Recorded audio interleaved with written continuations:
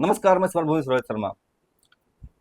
मैं यही बैठा हुआ था। मेरे साथ ही यहाँ पर एक डॉक्टर हैं जो कि समाज में सेवा करते हैं और चीज़ों को नज़दीकी से लोगों की पीड़ा को समझते हैं, साझा करते हैं चीज़ों को और चीज़ों को आगे बढ़ाते हैं।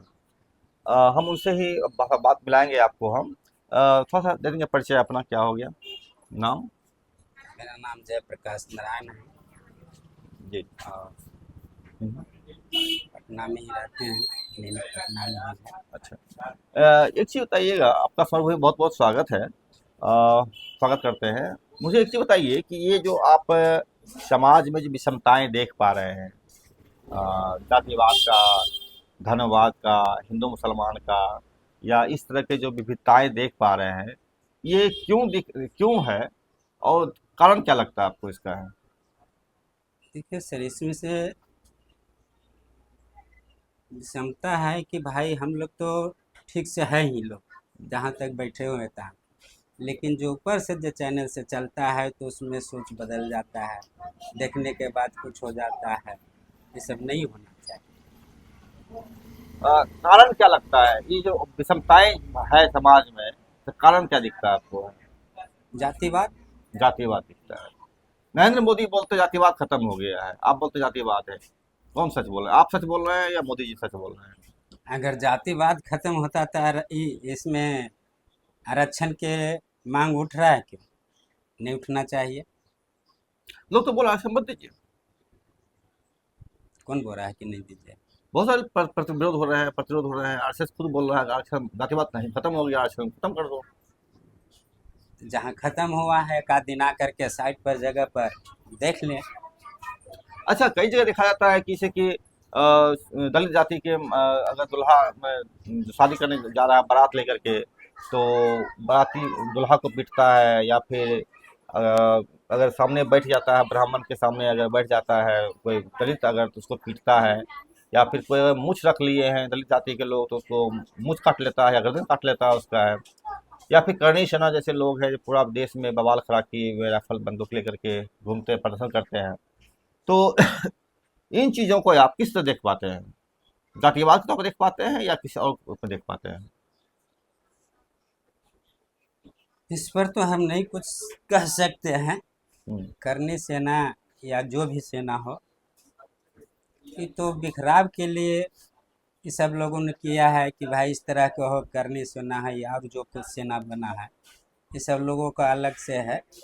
लेकिन मुख्य रूप से है जातीय का है, जिसके चलते जितना भी काम हो रहा है इससे जातीय के बोलो एथिक से चलते ही हो रहा है काम। जाति आप मानते जी हैं सारा चीज़ जी। का मुख्य कारण है? मुख्य कारण है जातिवाद। जातिवाद। जातिवाद है। फूले ने भी इनका विरोध, जातिवाद को भी जी। सवाल उठाया था, जातिवाद अगर का बहुत। जातिवाद लोग ऊपर से कहते हैं खत्म हो गया, लेकिन जो खत्म होने के लिए कहते हैं कि खत्म हो गया, तो साइड पर आके देख ले।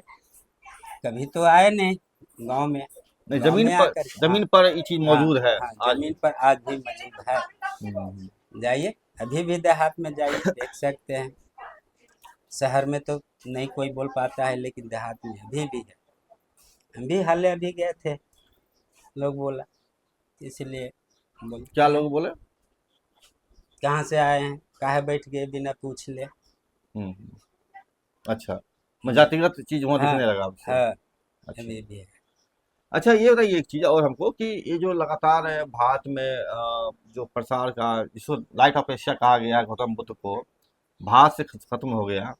और आपको आज बौद्ध गया में जो आंदोलन चल रहा है बौद्धिस्टों का मंदिर को लेकर के, तो उसको किस रूप में देख पा रहे हैं आप?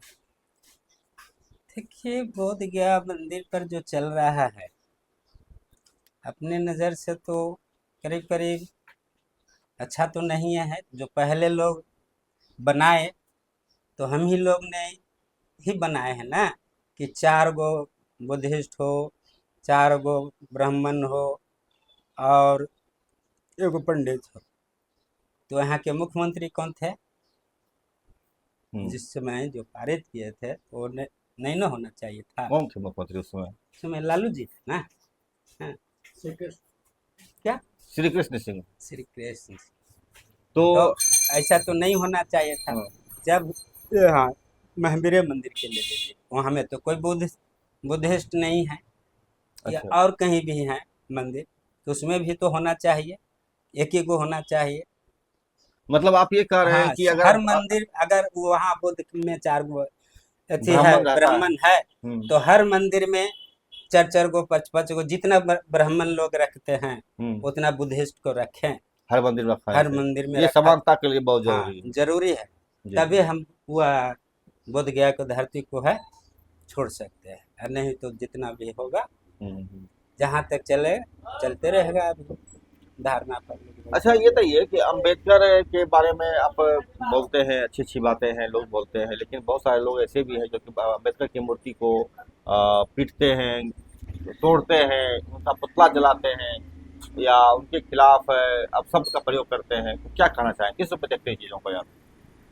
देखिए, अंबेडकर के मूर्ति जलाने से तो लोग जलाते ही या तोड़ते ही हैं, लेकिन तोड़ने से क्या हो जाएगा? अंबेडकर थोड़ी मिट जाएंगे, अंबेडकर तो मिटेंगे नहीं, और इनका उछाल होगा और प्रचार होगा, और लोगों का जो लोग नहीं जान रहे हैं वो भी वो अब आगे आएंगे, बढ़ करके साथ हम्म। देंगे। अच्छा, ये आरएसएस का मोटिव है कि मतलब संविधान को हटा करके मनुस्मृति को लागू किया जाए। तो मनुस्मृति लागू हो जाएगा अगर, कितना अच्छा रहेगा। अंग्रेज का बनाया हुआ संविधान था जिसमें कि, और मनुस्मृति भारत का बना हुआ संविधान है, मनुस्मृति क्यों नहीं लागू किया जाए? मनुस्मृति लागू किया जाए। मन आरएसएस की तो यही मांग है हाँ ना। हाँ, आरएसएस का मांग है मनुस्मृति लागू किया जाए, लेकिन ऐसा नहीं है। ये भारत का हम लोग का संविधान जिस समय लागू किया है हम्म। अम्बेडकर जी, तो सब जगह से देख करके पढ़ लिख करके ही न किए हैं। आरएस तो कहीं गए नहीं, कहीं पढ़े नहीं, अपनी खोज करके जो जो अपना समझ अपने के अच्छा लगता है कि हमारे लिए ये सब अच्छा है, जो हमारे पीछे लोग रहे। लेकिन ये अम्बेडकर जी नहीं कहे कि ये हमारे समाज के, उस सब समाज को लेकर चले हैं, ऐसा नहीं है। तो आरएस का संविधान नहीं लागू होना चाहिए हमारे समझ से, अच्छा। और नहीं बनना चाहिए। अच्छा, अभी लगातार एक चल रहा चीज चल रहा है, हिंदू मुसलमान का मामला चल रहा है अभी। वक्फ बोर्ड का जमीन हटाने की बात चल रही है, जिसमें कि आपको मुसलमान के खिलाफ नया नया षड्यंत्र, नया नई बातें हो रही है। तो हिंदू मुसलमान किस में देख पाते हैं आप? क्या नहीं हो चाहिए कि इसी के आर्थिक लोग बोलते हैं, बहुत से लोग बोलते हैं कि मुसलमान जो है भारत छोड़ के चल जाए पाकिस्तान, भारत में क्यों है, ये हिंदू राष्ट्र बनेगा। तो हिंदू राष्ट्र का परिक्षेप क्या देख पा रहे हैं आप? जब हिंदू राष्ट्र के लोग कहते हैं कि या मुस्लिम भारत छोड़ के चल जाए, तो आज कब से है मुस्लिम? मुस्लिम तो पहले से ही हैं।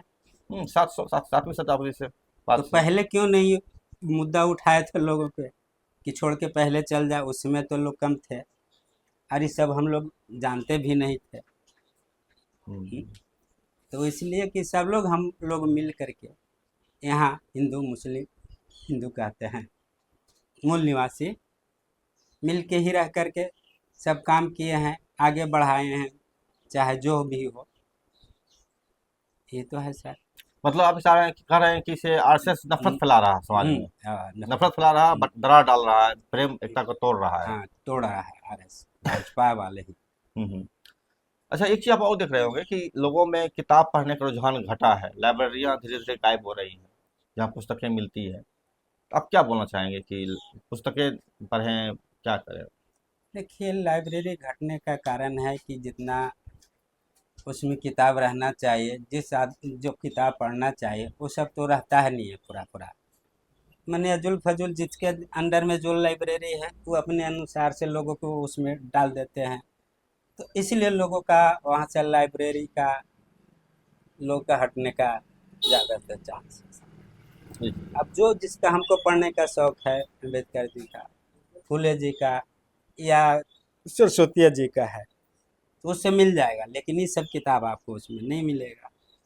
अच्छा, या एक और डिबेट चलता है समाज में, सरस्वती पूजा को लेकर के। हम्म, सरस्वती बोलता है कि शिक्षा की देवी है। तो किसको आप इस पर क्या सोच रहे हैं आप? सरस्वती कहाँ से ग्रेजुएट की है, कब ग्रेजुएट की है, कहाँ पढ़ी है कुछ? अगर सरस्वती की देवी रहती तो उसका कुछ तो कुंडली रहता, हम्म। कब है, कब से है, कहाँ है, उसका कहीं तो प्रतिमा होगा पहले से, तो वो तो है नहीं, लोगों ने बनाया है। तो कुछ लोग बोलते हैं कि फुले शिक्षा की देवी है, तो हाँ, कितना सहमत है आप? नहीं, शिक्षा की देवी फूले ही हैं, हम्म, जो कि बचपन से उनको शादी के पहले से भी उनका एगो पंडित जी कह दिए कि तुम अगर पढ़ेगी तो तुमको पति ब्याह होगा तो मर जाएगा, तो उस समय कहे कि नहीं, हमको नहीं पढ़ना है भाई। तो उस समय से छोड़ दिए। फिर अंत में वो ज्योतिबा फूले से शादी हुआ। उसके बाद फिर ये अपने मित्र में गए थे शादी में, तो उनका मैंने तिरस्कार किए। तो वहाँ से आने के बाद अपना घर पर निसराय विचार कर करके कि ऐसे हम लोग का उत्थान नहीं होगा, हम लोग को शिक्षा से ही आगे विकास होगा। मतलब आप ये कहना चाह रहे हैं कि फुले ज्योतिबा फुले क्या नाम था, सावित्रीबाई हाँ, फुले, सावित्री। सावित्रीबाई फुले को कहा गया था कि अगर तुम पढ़ोगी तेरा पति मर जाएगा, विधवा जी। तो हो जी। जाओगी। मतलब ये समाज में एक भय का माहौल बनाया गया था महिलाओं की शिक्षा से दूर करने के लिए, जी। कि महिलाएं अगर पढ़ेगी तो पति मर जाएगा, विधवा हो जाएगी महिला, इसलिए महिला पढ़ती नहीं थी। हाँ। ये जबरदस्त षड्यंत्र रहा है, इसको नोट करना चाहिए, लोगों को समझना चाहिए कि महिलाओं को शिक्षा से दूर करने के लिए ये षड्यंत्र कितना बड़ा किया गया था, कि डराया गया था कि तुम पढ़ेगी तो तेरा पति मर जाएगा। ये कितना बड़ा षड्यंत्र है, इसको समझना चाहिए लोगों को। बहरहाल हम बहुत बहुत शुक्रिया आपका, अपने चीज़ों को बताया, और बहुत महत्वपूर्ण तथ्य बताया आपने कि महिलाओं को शिक्षा से दूर रखने के लिए जिसका षड्यंत्र किया गया था, वो कितना घातक षड्यंत्र था एक महिला के खिलाफ शिक्षा से दूर रखने के लिए। बहुत बहुत शुक्रिया आपका। आप भी चीज़ को देखें, समझें, और किताबों पर जोड़ दें। फिल्में तो बनती रहती है, पैसे लोग कमाते रहते हैं, किताबें आपका जीवन संवारेगी, हमारा जीवन संवारेगी, हमारे देश का भविष्य तय करेगी। नमस्कार, मैं रोहित शर्मा। चल देखिए, लाइक कीजिए, सब्सक्राइब कीजिए, शेयर कीजिए, हमसे जुड़े रहिए। बहुत बहुत शुक्रिया आपका। आपका भी